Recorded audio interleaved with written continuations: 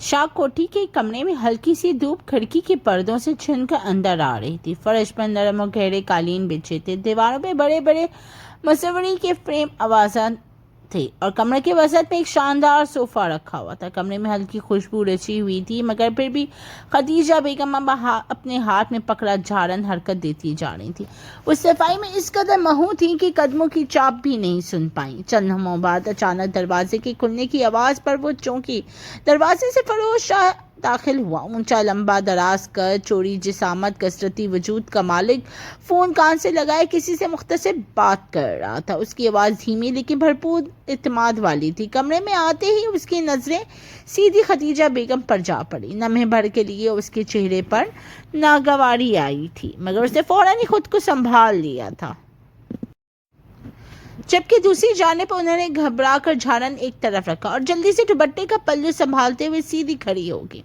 उसने मोबाइल बंद किया और उनकी तरफ मतवज्जा हुआ। इरादा सलाम करने का था, मगर उसका पहले ही वो घबराई हुई आवाज़ में उसे देखते हुए बोली, शाह साहब माफ़ी चाहती हूँ, मुझे बताया गया था कि आप रात को आएंगे, इसीलिए मैं अभी सफाई करने आ गई थी। उसकी आवाज़ कांप रही थी।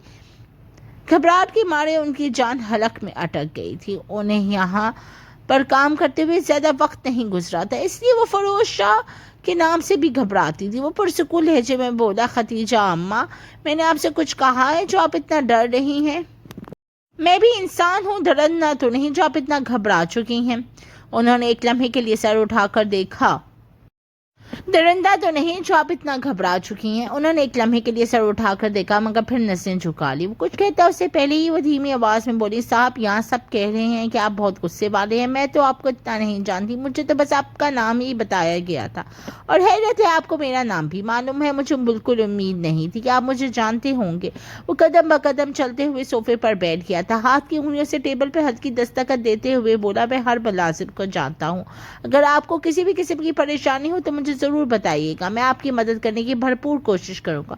वैसा हरगिज़ नहीं था, हर मुलाजिम को जूते की नोक पर रखता था, लेकिन यहाँ मामला कुछ और था। उनके साथ जाकर बात नहीं कर सकता था। खदीजा बेगम ने सर हिलाया। उनके चेहरे पर झिझक और तशक्कुर के मिले जुले अदाब से बोली, आपकी हमेशा शुक्रगुजार होंगी कि आपने मुझे इतनी इज्जत बख्शी। वो कमरे से जाना चाहती थी, मगर समझ नहीं आ रहा था कि किस तरह पूछे। अभी वो कुछ और कहती कि इससे पहले ही वो उनको देखते हुए निहायत संजीदगी से बोला, एक बात बताएं, आपकी जवान बेटी है ना? अंदाज ऐसा था जैसे कोई मामूली बात हो रही हो, मगर आंखों की चमक वाज़ेह बता रही थी कि इस टॉपिक से ज़्यादा अहम और कोई बात नहीं। वो चौंकी और फौरन बोली, जी एक बेटी है, अभी ग्रेजुएशन किया है। उसकी बात सुनते ही वो फौरन बोला, तो आप अपनी बेटी से नौकरी क्यों नहीं करवाती हैं? अगर वो ग्रेजुएशन पास है तो उसको चाहिए किसी अच्छी जगह अप्लाई करे, अपनी माँ को सुकून से घर बिठाए। जी साहब, मेरे शौहर फौत हो गए हैं। बेटा नहीं है, पर बेटी को मैंने बहुत नाजो नम से पाला है। मैं नहीं चाहती कि वो भी मेरी तरह लोगों के घरों में चाकरी करे। मेरी बस यही दुआ है कि उसकी शादी किसी अच्छे घर में हो जाए या फिर किसी बड़ी कंपनी में अच्छी सी नौकरी मिल जाए। इससे ज़्यादा कुछ नहीं मांगा मैंने। वो नौकरी के लिए जगह जगह जा रही है, लेकिन कुछ हासिल नहीं हो रहा। अब मैं नहीं चाहती कि वो लोगों के घरों की चाकरी करे, इसलिए मैंने इसको घर बिठाया हुआ है। जैसे ही इसको कोई अच्छी नौकरी मिलेगी, मैं सुकून से घर बैठ जाऊंगी। उसकी आवाज़ में एक माँ की कमज़ोरी भी थी और दुआओं की शिद्दत भी। फिरोज शाह ने गौर से उनकी बात सुनी, फिर पुरसुकून अंदाज में बोला, नाम क्या है आपकी बेटी का? लहजा ठंडा ठार था। जी रोशानी। ये कहते हुए खदीजा बेगम के लबों पर एक हल्की सी मुस्कुराहट उभरी, जैसे बेटी का नाम ज़बान पर लाते ही दिल को सुकून मिला हो। और आखिर मिलता भी क्यों ना, वो इतनी प्यारी और हसीन थी कि कोई भी उसे देखता दिल हार बैठता। फरोज शाह ने लम्हा भर तौक़ुफ़ किया या फिर फैसला कुन अंदाज में बोला, ठीक है, सुबह उसको मेरे दफ्तर भेजें। कुछ वैकेंसीज हैं, अगर वो अहल हुई तो मैं काम दे दूंगा। आप इस उम्र में आ गई हैं, बेहतर होगा कि आप आराम करें। उसको बोलिएगा टाइम से आए, क्योंकि वक्त की पाबंदी ना करने वाले लोग मुझे बिल्कुल पसंद नहीं हैं। खदीजा बेगम की आंखें खुशी से चमक उठी। वो तकरीबन तरसती आवाज़ में बोली, साहब आप सच कह रहे हैं, खुदा आपको खुश रखे। मेरी बेटी के लिए ये मौका मेरे ख्वाब से भी भर कर है। मैंने कई बार आपसे बात करने की हिम्मत की, लेकिन जानती थी कि आप बात का मतलब कुछ और ही ना निकालें। मैं आपकी हमेशा शुक्रगुजार होंगी। फिरोज शाह ने हल्की सी मुस्कुराहट के साथ सर हिलाया और अपनी जेब से کارڈ نکال کے ان کی طرف بھرا دیا. یہ میرا کارڈ ہے, صبح اس کے ساتھ آئیں یا صرف اس کو بھیج دیں. خدیجہ بیگم نے دونوں ہاتھوں سے کارڈ لیا جیسے کوئی قیمتی امانت تھامی ہو.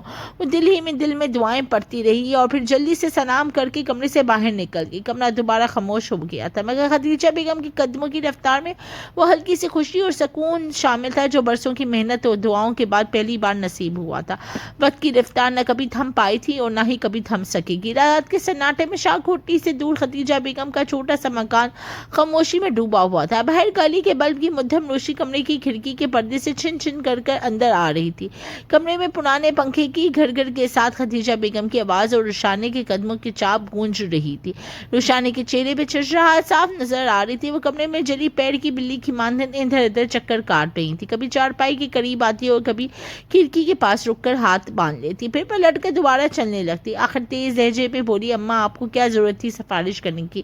آپ کو پتہ ہے سفارش پہ ملنے والی نوکری انسان کو صرف ضلالت دیتی ہے. وہاں جا کر مجھے ان کی خوشامد کرنی پڑے گی, ہر بات پر جی حضوری کرنی پڑے گی. میں خود نوکری ڈھونڈ رہی تھی, آپ نے کیوں ان سے کہا؟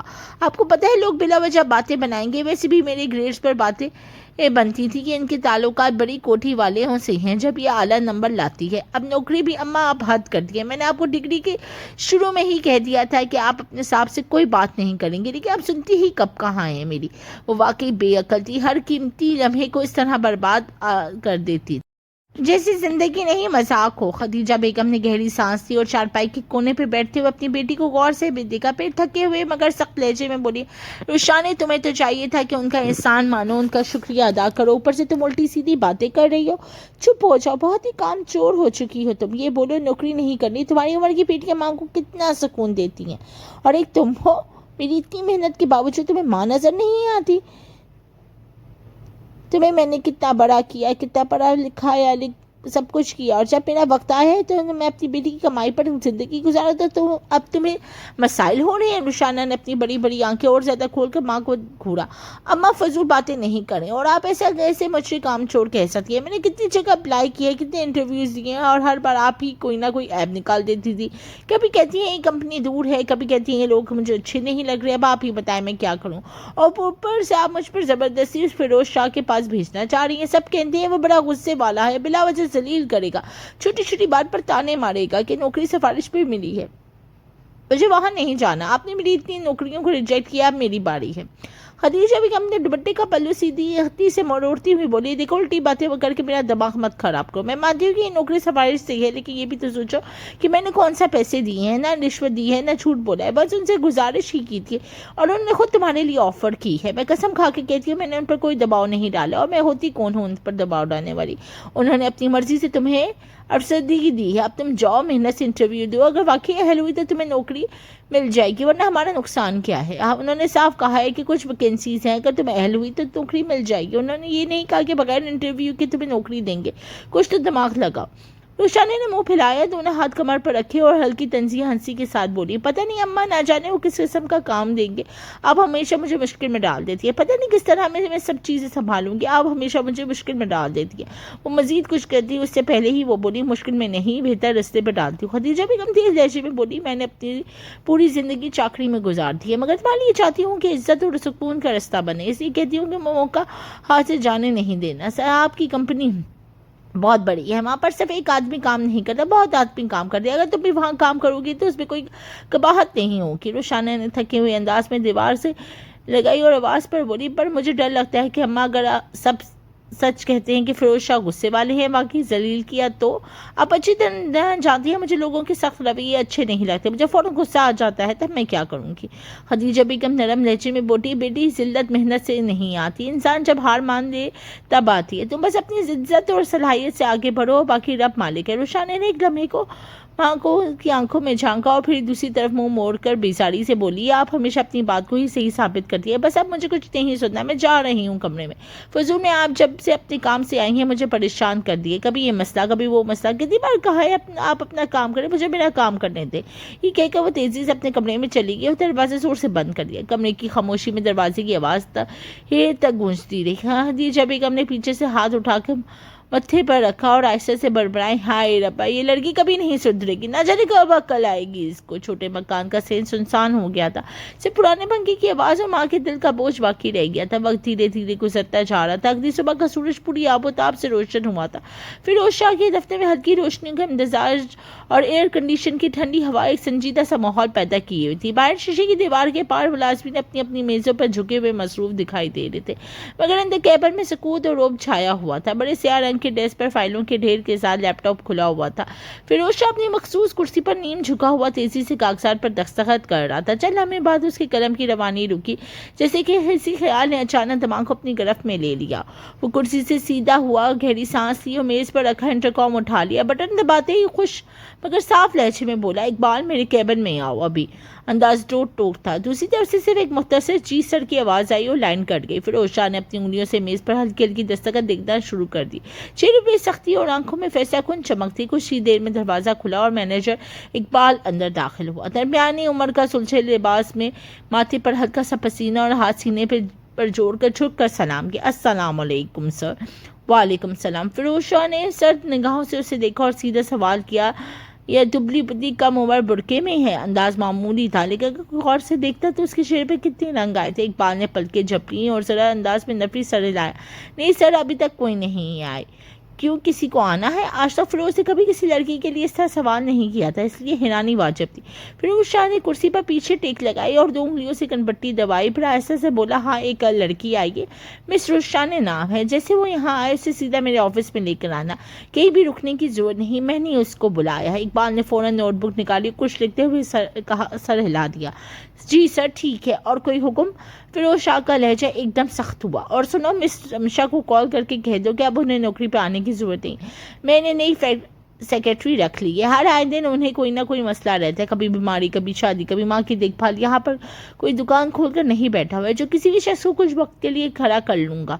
ये कंपनी है जिसे चलाना मेरा फ़र्ज़ है, और यहाँ काम करने वालों का भी, इसलिए उनसे माजरत कर लें। इकबाल चुंगा, सर लेकिन अमशा को निकालने के लिए प्रॉपर पेपर वर्क होगा, रिसाइन या टर्मिनेशन लेटर के बगैर। फिरोज शाह ने उसकी बात काट दिया, आवाज़ बुलंद करते हुए बोला, इकबाल मैंने तुम्हें बता दिया है, आगे का काम तुम्हारा है, मेरा नहीं। खड़े होकर मुझे मत समझाया करो मुझे क्या करना है और क्या नहीं। जो हुक्म दिया है इस पर अमल करो, बाकी तरीका तुम्हें आता है तो करो, वरना मैं किसी और को हुक्म दे देता हूँ, तुम्हारे लिए भी अच्छा बंदोबस्त हो जाएगा। इकबाल पसीना साफ करते हुए जल्दी से सर हिलाकर बोला, जी सर आपकी बात समझ गया हूँ, आप परेशान ना हो, आपके हुक्म के मुताबिक काम करूंगा। फिरोज शाह ने मेज़ पर हाथ रखते हुए मजीद ताकीद की, और हाँ एक बात याद रखना, ये लड़की कम उम्र है, नौकरी का तजुर्बा नहीं होगा, इसलिए तुम उसे सब कुछ समझाओगे, रोज़ डिसिप्लिन, दफ्तर में किस तरह रहना है, हर चीज़ वाज़ेह होनी चाहिए। मैं किसी किस्म की ढील बर्दाश्त नहीं करूँगा, और फजूल गोई से परहेज़ करना। इकबाल हल्की मुस्कुराहट के साथ बोला, जी सर मैं पूरी रहनुमाई करूँगा, और कोई हुक्म?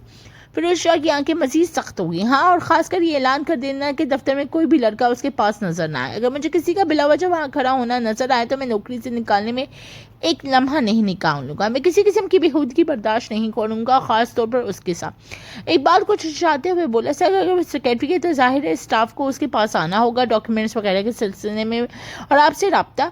फिरोज शाह ने मेज़ पर जोर से हाथ मारा, कमरे में गूंज उठा, इकबाल मैंने कह दिया है और बस, कोई बहस नहीं। स्टाफ को अगर काम है तो वो सीधा तुम्हारे पास आए, फिर तुम उससे देखोगे, उसकी डेस्क पे कोई भी लड़का नजर नहीं आना चाहिए, ये मेरा फैसला है। इससे किस तरह काम लेना है ये मेरा मसला है, तुम्हारा या स्टाफ का नहीं। जो मैं हुक्म दे रहा हूँ तुम्हें और स्टाफ के हर मेंबर को उसकी पासदारी करनी है, समझ आई? इकबाल का चेहरा का रंग उड़ गया, वो सीधा खड़ा हो गया और जल्दी से बोला, जी सर बिल्कुल जैसा आपका हुक्म दे।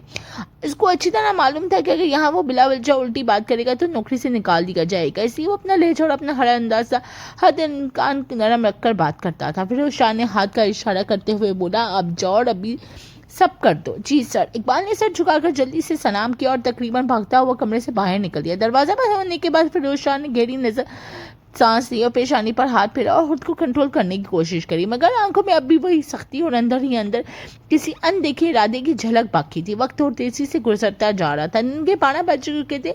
उसको इस वक्त ऑफिस में होना चाहिए था, मगर वो गधे घोड़े बेचकर सो रही थी। हदीजा बेगम के कदमों की चाप सहन में गूंज रही थी और बड़बड़ाती और रोशानी की तरफ कमरे में बढ़ी, हाथ से कमर दबाई जैसे थकन गुस्से के साथ उन्होंने घेर रखा था। दरवाज़ा जरा सा धकेला तो अंदर नीम अंधेरा था। पुरानी छत के पंखे की घर घर में रोशनी की हल्की सांसें सुनाई दे रही थी। वो चादर में लिपटी गहरी नींद से उड़ी थी, जैसे दुनिया की हर फिक्र से आज़ाद हो, मगर वो अब आज़ाद नहीं रह सकती क्योंकि फैसला हो गया था। खदीजा बेगम दरवाजे के पास ही खड़े होके तल्खी से बोली, देखिए इसके तमाशे दिल लड़ने को आए हैं, मगर ये लड़की अभी तक सो रही है। ये हालांकि मालूम है कि आज उसको जाना है। क्या बनेगा इस लड़की का? इतनी मुश्किल से इतनी अच्छी नौकरी मिली है, मगर इसको तो ज़रा भी मेरी सेहत का भी ख्याल नहीं। इंसान को जब प्लेट में सजी सजाई नौकरी मिले तो फ़ौरन लेनी चाहिए थी, मगर मेरी औलाद, हाय खुदाया, ये तो बस मुझे अज़ियत देने के लिए पैदा हुई है। इनका बस नहीं चल रहा था कि वो उसका दिमाग दुरुस्त कर दे, मगर क्या करती, हर तरफ से मजबूर थी। वो दब दब करती उसके बिस्तर के करीब पहुंची और झटके से उसके चेहरे से चादर खींच ली।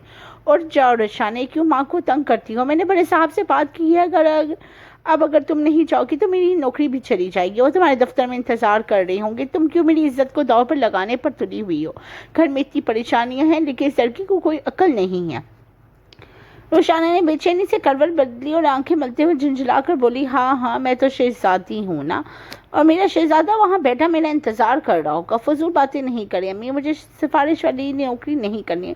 मैं अपने दम पर कुछ बनना चाहती हूँ। लोग मेरा मजाक उड़ाएंगे कि माँ ने सिफारिश करके नौकरी दिलाई है। मैंने इतनी तालीम ये सुनने के लिए नहीं हासिल की थी। मैं रात ही को आपको फैसला अपना सुना चुकी थी मैं उनके पास किसी कीमत पर नौकरी के लिए नहीं जाऊंगी। ये बात फिर आपको क्यों समझ नहीं आ रही? खदीजा बेगम ने दोनों हाथ कमर पर रखे और तेज लहजे में बोली, कोई किसी को कुछ नहीं बताएगा। तुम क्यों इतना उल्टा सीधा सोचती हो? और जाओ, वरना मैं तुमसे बात नहीं करूंगी। मुझे बस ये दुख है कि मैंने अपनी जवानी नौकरी करते करते गुजार बैठी। चाहती हूँ कि तुम्हारी अच्छी जगह नौकरी हो ताकि जहेज जोड़ सको और तुम्हें इज्जत से रुखसत कर सकूं। मेरे हाल पर रहम कर लो बेटी। मुझे बुरी जान में अब इतनी हिम्मत नहीं है कि लोगों के घरों की झाड़ू लगाऊं। कुछ तो माँ का ख्याल करो। रुशान ने चादर झटक कर एक झटके से उठकर बैठ गई। बाल बिखरे हुए थे, आंखों में गुस्सा और थकन दोनों नजर आ रही थी। वो माँ को घूरते हुए बोली, आप हमेशा मुझे ब्लैकमेल करती हैं अम्मी। कभी अपनी सेहत का रोना, कभी जहेज का बहाना। अब अच्छी नहीं है, आप मुझे बस दबाना चाहती हैं। वो बाकी झंझला गई थी। वो तेजी से बिस्तर से उठी और जोर से कदम मारती हुई वॉशरूम में की तरफ चल दी। दरवाजा धड़म से बंद हुआ तो कमरे में एक लम्हे को खामोशी छा गई। खदीजा बेगम ने बेबसी से छत की तरफ देखा। वो गहरी सांस लेकर दुपट्टे का पल्लू माथे पे रख लिया। वो सेरे लब बड़बड़ाए, चाहे जितना गुस्सा करे ऑफिस जरूर जाएगी। मेरा रब मुझे रिस्पा नहीं करेगा। उनके चेहरे पे थकन के साथ साथ एक सुकून सा उभर आया हुआ था, जिसे दिल ने मान लिया था कि बेटी लाख इनकार करेगी, माँ की बात रद्द नहीं करेगी। कमरे में वैसे पंखे की घर घर बाकी रह गई थी और एक माँ की उम्मीद जो बेटी के जिद्दी रवैये के बावजूद पिछी नहीं थी। शाह इंडस्ट्रीज की बुलंद बाला इमारत के शीशे धूप में जगमगा रहे थे। गेट पे सिक्योरिटी मुस्तैद खड़े थे और अंदर दाखिल होते ही वही कारपोरेट माहौल का रूप इंसान के कदम बांध देता था। रोशाना ने जैसे ही बड़े गेट पे कदम रखा, दिल की धड़कन तेज हो गई थी। स्याह बुर्के में मबलूस अपने बैग की पट्टी मजबूती से थामे वो अंदर दाखिल हुए। ना चाहते हुए भी खदीजा बेगम की बात मानने पर राजी हो गई थी। वसी हॉल में रिसेप्शन के अकम में बड़े बड़े लोगोस और कंपनी के प्रोजेक्ट्स की तस्वीरें लगी हुई थी। क्रिस्टल लाइटों की चिमचिलाहट और मुलाजमीन की तेज चालों से और भी घबराहट में मुब्तला कर रही थी। नजर जैसे ही रिसेप्शन पर पड़ी लड़की पे पड़ी, रुशाना ने बेख्तियार अपनी चादर संभाली। रिसेप्शन जदीद लिबास में मेकअप किए हुए थी, इत्मीनान भरी मुस्कुराहट के साथ अपने कंप्यूटर पर बैठी हुई थी। रुशाना धीरे कदमों के साथ आगे बढ़ी। दिल की धड़कन काबू से बाहर थी। वो उससे पहले भी कई जगहों पर इंटरव्यू दे चुकी थी, मगर आज से पहले इतनी बड़ी कंपनी में कभी नहीं गई थी। वो अपना लहजा काबू में रखते हुए बोली, अस्सलाम वालेकुम, मेरा नाम रुशाना जुल्फ़िकार है। मुझे बुलाया गया है, क्या मैं अंदर जा सकती हूँ? रिसेप्शनिस्ट से सर उठाकर उसे ऊपर से नीचे तक देखा। आंखों में हैरत और हंसी की झलक थी, होंठों पे तेज मुस्कुराहट उभरी। आप जैसी लड़कियों यहाँ क्यों बुलाया जाएगा? उसने हकारत से कहा। रोशाना ने गहरे सांस लिया, जब्त किया और नरमी मगर कार से जवाब दिया, इंटरव्यू के लिए बुलाया है फिरोज साहब ने। आप उनसे पूछ रहे ताकि मैं जा सकूं, मेरे साथ फजूल कोई नहीं करें। रिसेप्शनिस्ट ने हंसी दबाई, आवाज में तज नुमाया था। देखिए मोहतरमा, ये कोई मामूली फैक्ट्री नहीं है जहाँ आपको यूं खड़ी होकर सर का नाम लेंगे और अंदर चली जाएंगे। ये शाह इंडस्ट्रीज है, यहाँ आने के लिए बहुत पापड़ बेलने पड़ते हैं और फरोज शाह से मुलाकात वो तो कई रियासतों के बाद होती है। बेहतर आप वापस चली जाए मेरा और अपना वक्त ज़ाया ना करें। रोशाना के लब भेज दिए, मगर आंखों में एक चमक आ गई थी। वो संभल कर सीधी खड़ी हुई और धीरे मगर मजबूत लहजे में बोली, मोहतरमा आप मेरी बात सुन लें, किसी को उसके लिबास से जज नहीं करना चाहिए। आप इतने बड़े ओहदे पर बैठी हैं, बड़ाई के बराबर नहीं है। बेशक मैंने ढांबा हुआ लिबास पहना है, लेकिन तहजीब मामले में आपसे ज़्यादा बाशऊर हूँ। आप बस मिस्टर फिरोज़ को कॉल करें और बता दें कि रुशान जुल्फ़िकार आई हैं। अगर वो मुझे पहचानती हैं और अंदर बुलाती है तो मैं जाऊँगी, वरना माज़रत के साथ वापस चली जाऊँगी और दोबारा यहाँ का रुख भी नहीं करूँगी। वो अपनी इंसल्ट कभी बर्दाश्त नहीं कर सकती। रिसेप्शनिस्ट लम्हों को साकित रह गई, फिर उसके लहजे के इत्मीनान ने उसे झिझकने पर मजबूर कर दिया। उसने तेजी से इंटरकॉम उठाया और अंदर राब्ता किया। चंद सेकंड्स के अंदर उसका चेहरा बदल गया। जी सर, बिल्कुल अभी भेजती हूँ। इंटरकॉम रखकर उसने नजरें झुका ली और आवाज़ में अब नरमी और शर्मिंदगी थी। माफ़ कीजिएगा मिस रुशान, मेरे पास आपका नाम दर्ज नहीं था, इसलिए मैंने आपके साथ ऐसे बात की। बुरा मत मानिएगा और प्लीज़ सर से मेरी शिकायत नहीं कीजिएगा। उन्होंने बड़ी इज्जत से कहा है कि आपको ऊपर भिजवा दूँ। माजरत चाहती हूँ। रुशान ने एक लम्हे को रुक कर उसे देखा। आंखों में सख्ती और लबों पर तलखी थी। शिकायत तो मैं आपकी लाजमी करूंगी, क्योंकि आज आपने मेरे साथ ऐसा किया है तो कल किसी और के साथ भी करेंगी कि आपका रवैया आपके ओहदे के खिलाफ है। रिसेप्शनिस्ट बोली, नहीं प्लीज़ मैडम, मेरी बात सुने, मैं वादा करती हूँ। मगर रुशान ने एक कदम भी नहीं रुका, मजबूत कदमों से लिफ्ट की तरफ बढ़ गई। रिसेप्शनिस्ट पीछे से मैडम मैडम पुकारती रहेगी, लेकिन वो संजीदा चेहरा और दिल में मिक्स जज्बात लिए सीधे आगे बढ़ती रही। लिफ्ट के आईने में अपनी परछाई देखकर उसने एक लम्हे को गहरी सांस ली। दिल में अजीब सा खौफ और अज़म एक साथ जगह बनाए हुए था। अब आगे वो लम्हा आने वाला था जिस पर उसकी माँ की दुआएं और उसकी सिद्धी अना दोनों में इम्तिहान पे पड़ने वाली थी। फिरोज शाह का केबिन का दरवाज़ा ऊंचा और भारी था। रुशान ने गहरी सांस ली और एक लम्हे को रुकी, फिर आहिस्ता से दस्तक दी। अंदर से ठंडी मगर मजबूत आवाज़ आई, आइए। वह हिम्मत बांध कर दरवाज़ा खोलकर अंदर दाखिल हुई। सामने कुशादा कमरा था। दीवारों पर बुकों की अलमारियां थी। एक तरफ बड़ी बड़ी फाइलों से बड़ी शेल्फें और के सामने गहरे रंग की मेज जिस पर लैपटॉप खुला हुआ था। फिरोज शाह इसी लैपटॉप पर झुका तेजी से कुछ टाइप कर रहा था। रुशान के दाखिल होते ही उसे मखस एक नजर उस पर डाली और जैसे किसी गैर अहम चीज को देख रहा हो, और फौरन दोबारा स्क्रीन में वह हो गया। अंदाज ऐसा था जैसे काम से जरूरी उस वक्त कोई दूसरा काम हो ही नहीं। रुशान का दिल में दांत पिसे, सर झुकाकर मुंह में बड़बड़ाई, कितना घमंडी इंसान है ये। क्या सोचकर अम्मी ने मुझे इसके पास भेजा, आप बिला वजह इसकी गुलामियां करो। एक गहरी सांस लेकर वो उसकी तरफ भरी और फिर अदब से बोली, अस्सलाम वालेकुम सर, मुझे अम्मी ने भेजा है आपके पास कि आप मुझे नौकरी देंगे। लहजा के लड़खड़ाया हुआ था लेकिन अंदाज दो टोक था। फिरोज ने अब जरा फुर्सत से नजरें उठाई। उसकी आंखों में गहरी संजीदगी थी मगर चेहरे पर सुकून था। उसने हल्की सी कुर्सी की तरफ इशारा किया, बैठो। रुशान ने जरा घबराई से आगे बढ़ी। कुर्सी आहिस्ता से खींची मगर मोहतात अंदाज में बैठ गई। हाथ पे एक पर सख्ती से जमाए हुए थे। इतनी बड़ी कंपनी, इतना शानदार ऑफिस, ना जाने कि उसका अतमाद धीरे धीरे लूज हो रहा था। फिर उसने आजमाइशी तौर पर उसे देखना शुरू किया, तो बताओ नौकरी क्यों करना चाहती हो? वो बगैर इंटरव्यू के नौकरी दे दे, ये मुमकिन नहीं था। रुशान ने हिचकिचाते हुए जवाब दिया, मेरी माँ चाहती है कि मैं ये जॉब करूँ, उनकी ख्वाहिश है कि मैं सेटल हो जाऊँ और मैं भी यही चाहती हूँ कि वो आराम करे और मैं उनका बाजू बन जाऊँ। फिर उसने हल्की सी मुस्कुराहट दबाई और पर तंजी अंदाज में बोला, तो मतलब अपनी खुशी के लिए नहीं, सिर्फ आगे को खुश करने के लिए नौकरी करनी चाहती हैं आप? रुशान ने नजरें झुका ली मगर लहजे में हल्की सी तेजी आ गई। माँ की खुशी ही मेरी खुशी है, उनको सुकून देना चाहती हूँ, वो मुंह ताप कर बोलकर जवाब दे रही थी। फिर उसने कुर्सी से टेक लगाते हुए हाथ बांध दिए, पहले ये ख्याल क्यों नहीं आया? अब जब नौकरी हथेली पे सजा कर दी जा रही है तो लेने के लिए आ गई हो? वो जानबूझकर उसको आग लगा रहा था। रुशान के लबों पर सख्ती आ गई। उसने नजर उठाकर उसको देखा, नहायत सर्द लहजे में बोली, मर्जी है सर, नहीं देना चाहते तो ना दे, मैं खुद अपनी मेहनत से ढूंढ लूंगी, किसी के एहसान की मोहताज नहीं हूँ। पढ़ाई जब अपने बलबूते पर कर सकती हूँ तो नौकरी भी ढूंढ कर ही ले लूंगी।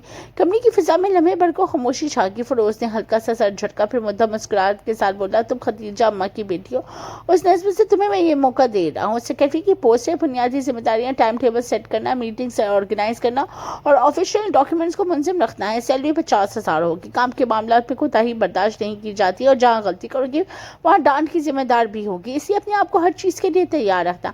रुशान ने तख्त लहजे में बोली, अगर सिर्फ नस्बत की वजह से देर है तो मुझे नहीं चाहिए। ना जाने कि वो बिला वजह उससे अटक रही थी, शायद गुस्सा था वो जो उस पर निकाल देना चाहती। फिर उसने अब सीधी नजरें उस पर जमाई जैसे उसकी जिद का जायजा दे रहा हो। लहजा नरम मगर मजबूत था। तुम्हारी काबिलियत देखनी है, इसीलिए सवाल करूंगा, बाकी फैसला तुम पर छोड़ दूंगा। यहाँ रहना है तो आजिज़ी से रहना होगा, वरना आप जा सकती हो। उसने एक लम्हे को नजर उठाकर देखी तो वो अब खामोश हो गई थी। उसने नोटबुक खुली और सवाल शुरू कर दिए, अगर एक ही वक्त में 3 मीटिंग शेड्यूल हो जाए तो किसको तरजीह दोगे? वो अपना नॉर्मल सवाल कर रहा था ताकि इंटरव्यू मुकम्मल कर हो सके। रुशान ने जरा संभल कर जवाब दिया, जिसमें मीटिंग का ताल्लुक बढ़ा रहा है इस कंपनी के प्रोजेक्ट या बिजनेस डील से होगा, उसे पहले रखूंगी, बाकी को रीशेड्यूल किया जा सकता है। फिर उसने हल्का सा सर हिलाया, अच्छा और अगर मैं तुम्हें रात तक काम करने का कहूँ तो? ضرورت پڑے گی تو کروں گی، لیکن روز کا اصول نہیں ہونا چاہیے، انسان مشین نہیں ہوتا، اور میں ایک لڑکی ذات ہوں، لڑکیوں کو ہر قدم پھونک پھونک کر اٹھانا ہوتا ہے۔ فیروز کے چہرے پہ ایک لمحے کو خوشگوار حیرت اٹھ پڑی، وہ قلم گھماتا ہوا بولا، دلچسپ، تمہیں اعتماد ہے روشانے؟ سر لہجے میں بولی، اعتماد ضرورت سے پیدا ہوتا ہے سر، زندگی نے سکھایا ہے۔ وہ ایک ایک لفظ سنبھل کر ادا کر رہی تھی۔ فیروز نے کچھ لمحے اسے دیکھا، پھر نرم لہجے میں بولا، ٹھیک ہے، تمہیں یہ نوکری مل گئی ہے۔ روشانے کے چہرے پہ کوئی خوشی نہیں ابھری، اس نے بس ہلکی سی سرسری مسکراہٹ کے ساتھ جواب دیا، شکریہ، مگر یاد ہے کہ یہ فیصلہ آپ کا ہے، میں اپنی محنت سے اپنی جگہ ثابت کروں گی، اس لیے مجھے سفارش کا تانا نہیں دیا جائے۔ پھر اس نے نظر جھکاتے ہوئے قلم میز پر رکھا اور آہستہ سے بولی، امید ہے ایسا ہی ہوگا۔ کمرے میں خاموشی چھا گئی، لیکن دونوں کے درمیان ایک نادیدہ تناؤ اور ان کی ہی باتیں ہوا میں تیر رہی تھیں۔ پھر اس کے انداز میں نرمی جھلک رہی تھی، مگر روشانے کے لہجے میں ابھی بھی تلخی اور نفرت موجود تھی۔ وقت دھیرے دھیرے گزرتا جا رہا تھا، اس نے اگلے ہی دن ہی آفس جوائن کر لیا تھا۔ وقت تو تیزی سے گزرتا جا رہا تھا، ایک ہفتے اسے کام کرتے ہوئے بیت گیا تھا۔ وہ اب کافی کمفرٹیبل ہو گئی تھی کہ ابھی بھی غصہ ناک پر ہی سجا ہوا تھا۔ یہ بات اس کی انا کو گوارا نہیں تھی کہ اسے نوکری سفارش کے طور پہ ملی۔ ایک ہفتے بعد دفتر کی پوزیشن پرسکون تھی، کمپیوٹر کی ٹک ٹاک اور فائلوں کی پلٹنے کی آوازیں ماحول میں تھی۔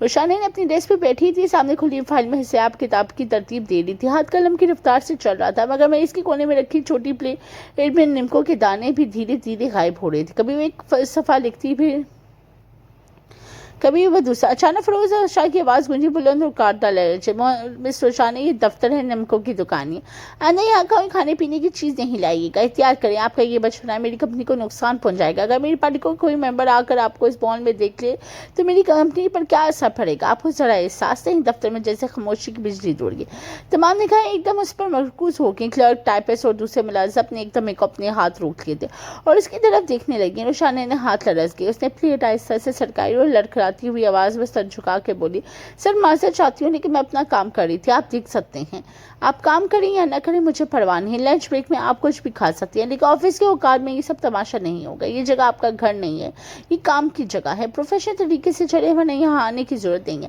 اس کا آخری جملہ چاقو کی طرح دل میں اتر گیا، پھر اس قدموں سے پلٹا اور اپنے کیبن کی طرف بڑھ گیا۔ پیچھے روشانے نے بامشکل اپنے آنسو روکے، وہ اپنی جگہ سے اٹھی اور جلدی جلدی گیلری تک پہنچی۔ باہر نکلتی ہی زب ٹوٹ کے آنکھوں سے گرم آنسو ٹپ ٹپ رہے تھے، وہ اشکیاں کو روکتے ہوئے دیوار سے ٹیک لگا کے بولی، یہ خبیث خود کو سمجھتا کیا ہے، بلا وجہ سب کے سامنے ذلیل کیا، زہریلے ناک کی نوکری کرنے سے بہتر ہے کہ میں بھیک مانگ لوں، اب یہاں نہیں آؤں گی، بس بہت ہو چکا۔ اس کے ہاتھ کانپ رہے تھے، اس نے رومال سے آنسو صاف کیا اور واپس ڈیسک کی طرف پلٹی، وہاں پہنچ کر قلم اٹھایا اور سفید کاغذ پر استعفے کے الفاظ لکھنے لگے۔ جملے سیدھے مگر سخت تھے، لیکن لکھتے وقت اس کے دل کی دھڑکن تیز ہوتی جا رہی تھی، جیسے ہر لفظ کے ساتھ وہ اپنی قید سے آزاد ہو رہی تھی۔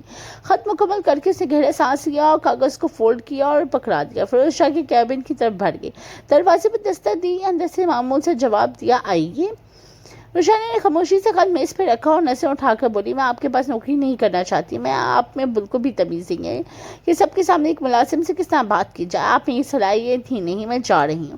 فیروز شاہ نے خط پر ایک نظر ڈالی، مگر نظر زیادہ دیر اس پر نہیں ٹکی، اس کا دھیان اس کے لہجے کی تلخی اور آنکھوں کی نمی پہ تھا۔ روشانے پلٹ کر دروازے کی طرف بڑھی، دروازے کا ہینڈل اس کے ہاتھ میں تھا کہ پیچھے سے وہی گہری آواز اس کے کانوں میں گونجی کہ میں اب آپ کو واقعی زہریلی ناک لگتا ہوں مس روشانے۔ روشانے نے قدم لمحہ بھر کو روکے، اس نے آنکھوں سے سختی بند کی، دل میں ضبط کیا، مگر کوئی جواب نہیں دیا۔ دروازہ کھلا اور باہر نکل گئی، پیچھے فیروز شاہ کی آنکھوں میں گہری مسکراہٹ تھی، اس نے آہستہ سے خود کلامی کی، دلچسپ، بہت دلچسپ۔ کمرہ پھر خاموش ہو گیا، مگر اس کی مسکراہٹ بھی ایک نیا کھیل چھپا ہوا تھا، جیسے روشانے نے معصومیت اور ضد دونوں نے اس کے اندر کو جگا دیا۔ وہ سیدھا اپنے گھر کی طرف بڑھی، اس بات سے انجان کہ اس کے لیے کتنی بڑی آزمائش تیار کھڑی تھی۔ پورا راستہ اس نے فیروز شاہ کو کوسا، ایک مختصر مسافت طے کر کے وہ گھر پہنچی تھی۔ گھر کا دروازہ دھکیلا تو اندر کا سناٹے نے اسے گلے لگا دیا، روشانے کے قدم اندر ہی جا گئے تھے۔ ماں کا بستر خالی، قالین بے ترتیب پڑا ہوا تھا، خدیجہ بیگم زمین پر اوندھے منہ پڑی ہوئی تھی، دوپٹہ ہٹا ہوا تھا، چہرہ نیلا سا پڑا ہوا تھا۔ روشانے کے پاؤں لڑکھڑائے، وہ گرے ہوئے جسم کے ساتھ جھکی اور سہمے ہوئے انداز میں ان کے ماتھے کو چھوا، پورا جسم ٹھنڈا ہوا تھا۔ امی امی، آنکھیں کھولی امی۔ روشانے نے موبائل بیگ سے نکالا اور کانپتے ہوئے ہاتھ سے ایمبولینس کو کال کی۔ فون کے بعد ہر لمحہ ایک صدی جیسا لگ رہا تھا۔ پڑوسیوں نے مدد کی، دروازہ کھولا کہ ایمبولینس پہنچی اور چند منٹوں میں وہ اپنی ماں کو فوراً لے کر ہسپتال کی طرف بھاگی۔ ایمرجنسی وارڈ کا ہال سفید روشنیوں کی یہ دل کی دھڑکنوں میں گونج رہا تھا، اس کو سمجھ نہیں رہا تھا کہ ہوا کیا ہے۔ کچھ دیر بعد ڈاکٹر باہر آئی۔ خاتون، کون ہے یہ آپ کی؟ میری ماں ہے، میں آفس گئی ہوئی تھی، واپس آئی تو یہ زمین پر اوندھے منہ پڑی ہوئی تھی۔ انہیں ہوا کیا ہے؟ مس، آپ کی والدہ کو میجر ہارٹ اٹیک ہوا ہے، फ़ौरन ऑपरेशन होगा। अगर फ़ौरन सर्जिकल इंफॉर्मेशन ना लगा तो सूरत बहुत नाजुक है। डॉक्टर कोई रास्ता तो होगा, मैं कुछ भी कर लूँगी, मेरी माँ को बचाने बढ़ाए करम। डॉक्टर ने कागजात उठाए और आहिस्तगी से बोला, हमें आपकी तकलीफ का एहसास है, मगर यहाँ के कुछ असूल हैं। सर्जरी के लिए आपको तकरीबन 15 लाख रुपए दरकार हैं। अगर आप ये रकम बर वक्त जमा ना करवा सके तो हम सर्जरी शुरू नहीं कर सकते। मैं सिर्फ हकीकत बता रहा हूँ, वक्त कम है। ये अल्फाज थे जैसे जिसम में छुरा घूम दिया था। 15 लाख अल्फाज मुट्ठी में बुझी हुई थी। रुशाने के होंठ काम उठे, वो पलट कर उठ खड़ी और भारी सांसों के साथ बड़बड़ाई, 15 लाख? हमारे पास तो 15,000 भी नहीं। खुदा, ये कैसे मुमकिन है? वो बगैर कुछ भी सोचे अस्पताल से दौड़ती हुई बाहर आई, रिक्शा रोककर उसमें बैठी और अपने कदम तेज करके शाह इंडस्ट्रीज की तरफ रवाना हुई। दिल में मिक्स जज्बात, खौफ, शर्मिंदगी और पुरस्कार उम्मीद जो उसके अंदर धकेल रही थी। मेरे मालिक रहम कर, मेरी मुश्किलात हल कर दे, मेरी माँ को कुछ ना हो। एक लंबी मुसाफत तय करके वो कंपनी आ गई। उसे किसी ने नहीं रोका। वो सीधा फिरोज के कमरे की तरफ बढ़ी। कैबिन के दरवाजे पर खड़ी रुशाने का दिल तेजी से धड़क रहा था। रुशाने कदम कदम चलती हुई मेज के करीब आ गई। लब खुश थे, आवाज कांप रही थी। कुछ बोलने से पहले आंखों से आंसू छलक पड़े थे। वो ऐसे हाथ जोड़कर ऐसी से बोली, सर मेरी माँ की हालत बहुत ख़राब है, हार्ट अटैक हुआ है। डॉक्टर ने कहा है कि सर्जरी के बगैर वो बच नहीं सकती। 15 लाख दरकार है। वो हिचकियों के बीच बोली, मैं आपसे माफ़ी चाहती हूँ, गुस्सा करके यहाँ से गई थी, इस पर शर्मिंदा। आज मैं अपनी माँ की ज़िंदगी के लिए आपसे भीख मांग रही हूँ। प्लीज़ सर, मेरी मदद कीजिए, मेरा इस दुनिया में और कोई नहीं सर, प्लीज़। फिरोज शाह कुर्सी से पीछे टिक लगाकर बैठ गए। उनकी आंखों पर अजीब तजस्सुस सा झलक रहा था। वो पुरसकून लहजे में बोले, फिलहाल उनकी हालत कैसी है और वो किस अस्पताल में है? रुशाने ने चंद नज़रें झुकाई और फिर धीरे से बोली, सरकारी अस्पताल में, हालत बिगड़ रही है, सर्जरी फ़ौरन होनी ज़रूरी है वरना शायद देर हो जाएगी। कमरे में खामोशी छा गई। सिर्फ घड़ी की टिक टिक सुनाई दे रही। फिरोज शाह ने कुछ लम्हे सोचा, फिर आंखों में एक सख्ती के साथ बोला, पैसे तो मैं तुम्हें दे दूंगा, मुझे उसमें क्या मिलेगा? रोशाने के कदम जैसे जमीन पर धुंस गए। हैरत के साथ उसने उसकी तरफ देखा। मैं खुद पर काबू पाते हुए टूटे हुए लहजे में बोली, जो आप कहेंगे मैं कर लूंगी, लेकिन प्लीज़ अभी मेरी माँ की जान बचा लीजिए। फिरोज शाह के होंठों पर हल्की सी तंजिया मुस्कुराहट आई। वो मेज़ पर कोहनी टिकाकर आगे झुका और धीमी आवाज़ में बोला, मुझे एक रात के लिए खुश करो। पल्ले में ना सिर्फ 15 लाख दूंगा, बल्कि तुम्हारी माँ का इलाज सरकारी नहीं, सब अच्छे प्राइवेट अस्पताल में कराऊंगा। रोशाना के कानों में जैसे बम फटा। उसने बेयकीनी और नफरत के साथ उसको घूरा। फिरोज शाह के बारे में उसने सुन रखा था कि वो गुस्से का तेज है, मगर ये घटियापन उसने सोचा भी नहीं था। उसकी होंठ का पकड़ाया और कुछ कहने ही वाली थी, फिर बोली, सोच लो, वक्त ज़ाया करने का फ़ायदा नहीं। हाँ कहो तो अभी सब कुछ हो जाएगा, वरना वहाँ दरवाज़ा है, तुम जा सकती हो। सर मेरी मजबूरी का फ़ायदा मत उठाएं, खुदा के लिए मेरी मदद करें। यहाँ यही ज़माना है, जब तक तुम मुझे कुछ नहीं दोगी तुम्हें भी कुछ नहीं मिलेगा। वो कुछ देर खामोश रही, फिर कांपती हुई आवाज़ में बोली, ठीक है, अगर ये शर्त है तो आपको मुझसे निकाह कर लें, इसके बाद अपनी ख्वाहिश पूरी करके मुझे तलाक दे दीजिएगा, लेकिन निकाह के बगैर कुछ नहीं कर सकती, ये मेरी आखिरी बात है। फिर ईशा ने आंखें सुकेर को उसे देखा। लम्हे भर की खामोशी ही हुई। निकाह रात को होगा, तुम्हारी माँ का इलाज अभी शुरू करवा देता हूँ। शुक्रिया सर, शुक्रिया बहुत बहुत। और बगैर पीछे देखे तेजी से दरवाजे की तरफ बढ़ रही। केबिन से बाहर निकलते ही उसने दुपट्टा से आंसू पोंछे और सीधा अस्पताल की तरफ भाग गई। दिल में बस एक ही दुआ थी, या खुदा मेरी माँ को बचा ले। वक्त धीरे धीरे गुजरता रहा। रात की ठंडी हवा अस्पताल की राहदारी की खिड़कियों से अंदर आ रही थी। सफ़ेद दीवारों पर मुद्दम रोशनी जल रही थी और फिजा में जरासीम खशखवार थे। अभी कुछ देर पहले ही सर्जरी मुकम्मल हुई थी और खदीजा बेगम को आईसीयू में मुंतकिल किया गया था। उसकी आंखों के हल्के सूजे हुए थे और खौफ के बोझ से दिल जल रहा था। अचानक पीछे से भारी मर्दाना आवाज़ गूंजी, क्या इरादा है, चले निकाह के लिए? रुशाने ने चौंक कर सर उठाया। सामने फिरोज शाह खड़े थे, हाथ पर पुरसुकून अंदाज में थे। उनकी आंखों में अजीब इत्मीनान और लहजे में हुक्म तासिर था। रुशाने ने घबरा कर अपनी जगह से उठी। आप यहाँ कैसे? निकाह का इंतज़ाम हो चुका है मेरे फार्म हाउस पर, और हाँ वहीं पर शादी की पहली रात भी होगी। रुशाने का दिल जोर से धड़का। उसने जल्दी से नफ़ी में सर लाया और आंखों में आंसू दिए हुए बोली, आज मेरी माँ की सर्जरी हुई है, मेरी हालत ठीक नहीं है, मैं कल आ जाऊँगी, प्लीज़ आज नहीं। वो एक कदम आगे भरा और सख्त लहजे में बोला, ये मेरा मसला नहीं, यहाँ अब तक मेरे 35 लाख लग चुके हैं, मुझे इसका मुआवजा चाहिए, कम ही लगेगा और तुम्हारी माँ का इलाज रुक जाएगा। रोशाने ने के वजूद पर जैसे बिजली गिरी, आंखों से आंसू टपकने लगे। वो रोते हुए हाथ जोड़ के बोली, नहीं प्लीज़ ऐसा मत करें, मैं आपके साथ चलती हूँ, लेकिन बात याद रखिएगा हमेशा, ये सब गलत है, किसी की मजबूरी का फ़ायदा उठाना अच्छी बात नहीं है। फिरोज शाह ने चेहरा दूसरी तरफ मोड़ लिया, जैसे उसके लवाज उसके लिए मखस शोर हो। वो सर लहजे में बोला, ये बातें मेरे नज़दीक फजूल हैं, अपने अल्फाज ज़ाया ना करो, बेहतर है कि चुप रहो, मेरे साथ चलो। وہ یہ کہہ کر رخ موڑ کر ایک طرف ہو گیا. اس کے قدموں کی چال راہداری میں گونجی. روشانی کے آنسو. اس کے پاس اور کوئی راستہ نہیں تھا. وہ آہستہ آہستہ روتی ہوئی اس کے پیچھے چل پڑی. اس کے دل میں ایک عجیب سی آواز گونج رہی تھی کہ یا خدا یہ آزمائش کب ختم ہو گئی. لیکن اسے اندازہ بھی نہیں تھا کہ ادھر نے اس کی زندگی کے جو فیصلہ لکھ رکھا ہے وہ اس کی تصور سے کہیں بھی حسین زیادہ تھا. ابھی وہ سچائی سے بے خبر تھی اور صرف فیروز شاہ کے پیچھے اپنی ٹوٹی ہمت اور آنسوؤں کے ساتھ قدم بڑھا رہی تھی. فارم ہاؤس کی رات کی فضا پرسکون تھی اور آسمان پر ہلکی روشنی بکھری تھی. لان میں چلتی لائٹس خوابناک سا منظر پیش کر رہی تھی. کمرہ پھولوں سے سجا ہوا تھا. سرخ و سفید گلاب ہر گوشے میں اپنی خوشی کھیل رہا تھا. چاند سی نرم روشنی والے فانوس لٹک رہے تھے. پورے ماحول کو دلکش اور رومانی بنا رہے تھے. اچانک اس کی نظر فیروز شاہ پر جا ٹکی جو خاموشی سے آگے بڑھا اور اس کے سامنے گھٹنوں کے بل بیٹھ گیا. اس کے ہاتھ میں ایک چھوٹی سی مخملی ڈبیا تھی جسے کھولتے ہی اندر سے چمکتی ہوئی انگوٹھی نمایاں ہوئی. روشانی کی سانس جیسے رک سی گئی. وہ حیرت سے اس عمل کو دیکھ رہی تھی. فیروز شاہ گہری لیکن نرمی سی بھری آواز میں بولا, روشانی, میں جانتا ہوں تمہیں یہ سب بہت عجیب لگ رہا ہوگا, لیکن مجھے آج سچ کہنا ہے. تمہاری ماں کو نوکری کی آفر میں نے جان بوجھ کر دی تھی. میں تمہیں پہلے ہی سے ہی جانتا تھا. تمہاری معصومیت, تمہاری محنت اور تمہاری بہادری نے مجھے تمہاری طرف کھینچ لیا تھا. روشانی نے حیرت سے پلکیں جھپکائیں. دل کی دھڑکن جیسے تیز ہو گئی ہو. وہ دھیرے سے بولی, یہ سب آپ سچ کہہ رہی ہیں؟ اور جو شرط آپ نے رکھی تھی؟ فیروز نے اس کی طرف انگوٹھی بڑھاتے ہوئے گہری سانس لی. وہ شرط بھی جان بوجھ کر تھی. میں تمہیں آزمانا چاہتا تھا, تمہارے کردار کو پرکھنا چاہتا تھا. روشانی, یقین جانو میں تمہارے ساتھ کبھی غلط سوچ بھی نہیں سکتا. میں تمہیں صرف اور صرف اپنی زندگی کا حصہ بنانا چاہتا ہوں. یہ سب کچھ, یہ سارا انتظام صرف تمہیں پرپوز کرنے کے لیے کیا تھا. روشانی کی آنکھوں میں آنسو آ کے وہ دھیرے سے بولی کہ واقعی آپ مجھ سے محبت کرتے ہیں یا یہ بھی ایک آزمائش ہے؟ فیروز اس کی آنکھوں میں جھانکتے ہوئے بولا, یہ کوئی آزمائش نہیں, یہ میرا دل ہے. میں تم سے بہت محبت کرتا ہوں, اتنی محبت جو شاید لفظوں میں کبھی بیان نہ کر سکو.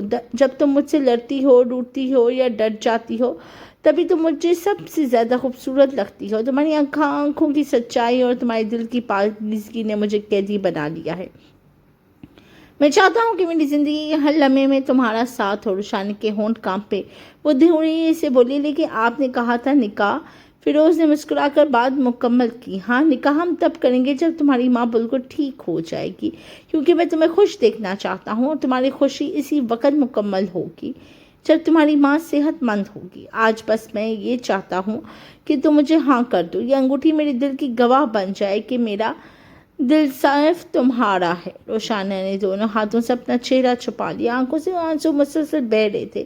دل کے کسی کونے میں جو بوجھ برسوں سے تھا وہ جیسے اترنے لگا تھا. کچھ لمحوں بعد اس نے ہاتھ آگے بڑھا دیے. فیروز نے نرمی سے اس کی انگلی میں انگوٹھی پہنا دی. روشانی نے ٹوٹتی ہوئی آواز میں کہا, ہاں میں مانتی ہوں, میں آپ سے محبت کرنے لگی ہوں. فیروز نے سکون بھری سانس لی, جیسے برسوں سے اس لمحے کے لیے وہ ترس رہا ہو. وہ کھڑا ہوا اور روشانی کے آنسو صاف کرتے ہوئے بولا, اب یہ آنسو خوشی کے ہوں گے, غم کے نہیں. میں وعدہ کرتا ہوں کہ تمہیں کبھی نہیں رلاؤں گا میں. روشانی نے سر جھکا کر مسکرا دی. لمحے بھر کے لیے دنیا کی ساری تکلیفیں جیسے غائب سی ہو گئی تھی, اور باقی رہ گیا تھا صرف ایک دل کا سکون اور ایک محبت کا آغاز. وقت اور تیزی سے گزرتا جا رہا تھا. 2 مہینے بعد ان کا نکاح دھوم دھام سے ہوا اور وہ رخصت ہو کر اپنے شوہر کی کوٹھی میں آ گئی تھی. کمرے کی فضا میں دلہن کے کمرے کی مخصوص خوشبو رچی ہوئی تھی. گلاب اور موتی کے پھولوں سے سجا کمرہ مدھم روشنی میں خوابناک لگ رہا تھا. روشانی دوپٹے کے نیچے گھونگھٹ میں سمٹی ہوئی بیٹھی تھی. دل کی دھڑکنیں اتنی تیز تھیں کہ جیسے وہ پورے کمرے میں سنائی دے رہی ہو. اس کے ہاتھ کانپ رہے تھے اور دل ایک عجیب سی بے چینی اور خوشی کے امتزاج میں گھرا ہوا تھا. چند لمحوں بعد دروازہ آہستگی سے کھلا اور فیروز شاہ کمرے میں داخل ہوا. اس کے قدموں کی چاپ روشانی کے کانوں میں گونجی تو وہ مزید سمٹ گئی. فیروز شاہ نے کمرے کو ایک نظر دیکھا اور پھر آہستگی سے اس کے قریب آ بیٹھا. اس نے محبت سے ہاتھ بڑھا کر گھونگھٹ اٹھایا. روشانی کا چہرہ سامنے آتے ہی اس کی آنکھوں میں ایک عجیب سی روشنی بھر گئی. وہ چند لمحے بغیر پلک جھپکے اسے دیکھتا رہا, جیسے برسوں کی پیاس کو ایک نظر میں بجھانا چاہتا ہو. روشانی, وہ دھیرے سے بولا, تم میری سوچ سے بھی زیادہ حسین ہو. روشانی نے گھبرا کر نظریں جھکا لی اس کے ہونٹوں پہ ہلکی سی مسکراہٹ آئی مگر دل کی دھڑکن اور تیز ہوگی۔ فیروز اس کے ہاتھ کو اپنے ہاتھ میں لے کر بولا، مجھے تمہیں کچھ کہنا ہے، چاہے تمہیں حیرت ہو، لیکن میں تمہیں تب سے چاہتا ہوں جب تم اسکول جاتی تھی۔ میں تمہیں دور سے دیکھتا تھا، تمہاری معصومیت، تمہاری سادگی سب میرے دل پہ نقش ہو گئے تھے۔ جیسے جیسے تم بڑی ہوتی گئی میری طرف بڑھتی گئی، میں نے خود کو روکا لیکن دل کو روک نہیں پایا۔ تم میرے لیے ہمیشہ ایک خواب رہی ہو اور آج وہ خواب حقیقت بن کر میرے سامنے موجود ہے۔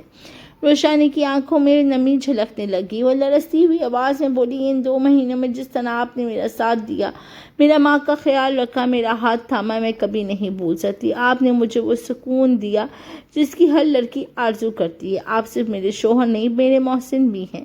فیروز اس کی بات پر ہلکی مسکراہٹ کے ساتھ بولا، محسن نہیں، آب حیات، میں تمہیں ہمیشہ اپنی سانسوں کی طرح عزیز رکھوں گا۔ میں اکیلا ہوں روشانی، میری دنیا میں کوئی نہیں، تم پہلی اور آخری لڑکی ہو جسے میں نے ٹوٹ کر چاہا ہے اور آج تم میری ہو۔ روشانی نے دھیرے سے نظریں اٹھائیں، آنکھوں میں آنسو اور ہونٹوں پہ مسکراہٹ تھی۔ وہ آہستگی سے بولی، اور آپ میرے ہیں ہمیشہ کے لیے۔ فیروز نے آگے بڑھ کر اس کے آنسو صاف کیے، پھر دھیرے سے اس کے چہرے کو اپنے ہاتھوں میں تھام کر اس کے لبوں پر اپنی محبت کی مہر ثبت کر دی گئی۔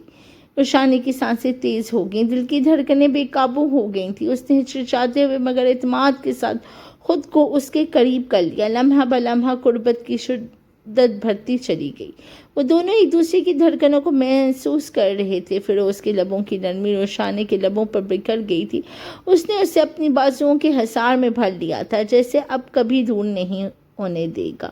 روشانی نے بھی اپنا وجود اس کے حوالے کر دیا۔ آج رات وہ دونوں ایک دوسرے کو پا کر مکمل ہو گئے تھے، ایک جسم 2 جان، ایک احساس، ایک محبت۔ روشانی کے دل میں سکون اتر آیا۔ اس کی زندگی کا سب سے مشکل سفر اسے اس کی منزل تک لے آیا تھا، اور فیروز کے دل کو وہ سکون نصیب ہوا جس کی تلاش میں وہ برسوں بھٹکتا رہا تھا۔ رات کے سکون میں ان کی سانسیں اور دھڑکنیں ایک دوسرے میں گھل مل گئی تھیں۔ وہ لمحہ تھا جہاں محبت اپنی انتہا کو پہنچی اور دونوں ایک دوسرے میں ڈھل گئے تھے۔